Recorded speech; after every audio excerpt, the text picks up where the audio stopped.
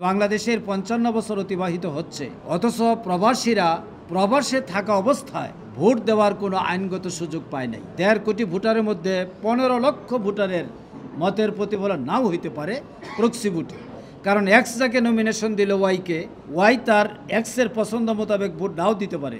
আগামী নির্বাচনে প্রবাসীরা ভোটাধিকার পাওয়ার মাধ্যমে বাংলাদেশে প্রত্যেকটি নাগরিকের যে নাগরিক অধিকার সেটা প্রতিষ্ঠিত হবে ইনশাল্লাহ। আজকে নির্বাচন কমিশন প্রবাসীদের ভোটদান পদ্ধতি সম্পর্কে একটি সেমিনারের আয়োজন করেছিল।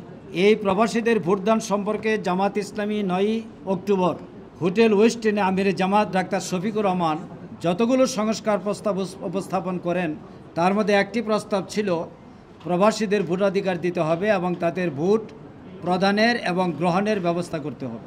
১৩ এপ্রিল এই বছর আমরা নির্বাচন কমিশনের সাথে এখানে সাক্ষাৎ করেছিলাম। আমরা ৩ জন ছিলাম।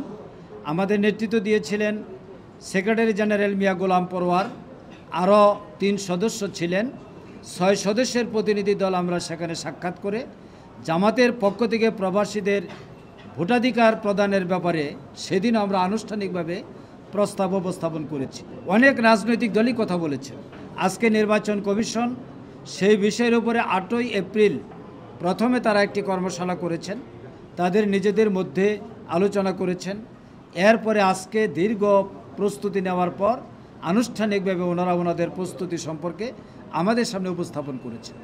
ওনারা নীতিগতভাবে একমত যে প্রবাসীদের ভোটাধিকারের ব্যবস্থা করতে হবে। এটা খুবই বিস্ময়ের ব্যাপার যে বাংলাদেশের ৫৫ বছর অতিবাহিত হচ্ছে, অথচ প্রবাসীরা প্রবাসে থাকা অবস্থায় ভোট দেওয়ার কোনো আইনগত সুযোগ পায় নাই। পৃথিবীর বিভিন্ন দেশে এই সুযোগটা আছে। কাজেই বাংলাদেশ কিন্তু ৫৫ বছরেও শতভাগ নাগরিককে ভোটাধিকার প্রয়োগ করতে পারেনি।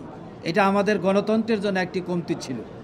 এবার প্রধান উপদেষ্টা জাতির উদ্দেশ্যে ভাষণে অঙ্গীকার করেছেন, নির্বাচন কমিশন আজকে আশ্বস্ত করেছেন প্রবাসীদের ভোটার করতে হবে। আমরা আশা করি আগামী নির্বাচনে প্রবাসীরা ভোটাধিকার পাওয়ার মাধ্যমে বাংলাদেশে প্রত্যেকটি নাগরিকের যে নাগরিক অধিকার সেটা প্রতিষ্ঠিত হবে ইনশাল্লাহ। পদ্ধতি সম্পর্কে ৩টি জিনিস আসছে এবং ৩টাই আলোচনা করার পর রাজনৈতিক ফোরামে, আমাদের দলীয় ফোরামে আলোচনা করার পর মত দিতে হবে।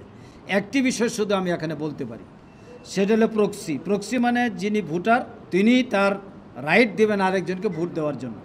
প্রক্সি ভোটের ক্ষেত্রে অনেক সময় যিনি ভোট মূল ব্যক্তি তার মতের প্রতিফলন নাও হইতে পারে। ধরে নিলাম যে 10% লোকের মতের প্রতিফলন হবে না, তাহলে ১.৫ কোটি ভোটারের মধ্যে ১৫ লক্ষ ভোটারের মতের প্রতিফলন নাও হইতে পারে প্রক্সি ভোটে। কারণ এক্স যাকে নমিনেশন দিল ওয়াইকে, ওয়াই তার এক্সের পছন্দ মোতাবেক ভোট নাও দিতে পারে। সেই ক্ষেত্রে একটা প্রশ্ন থেকে যায়, এটার মীমাংসা কিভাবে হবে, এটার একটা পদ্ধতি আমাদের আবিষ্কার করতে হবে।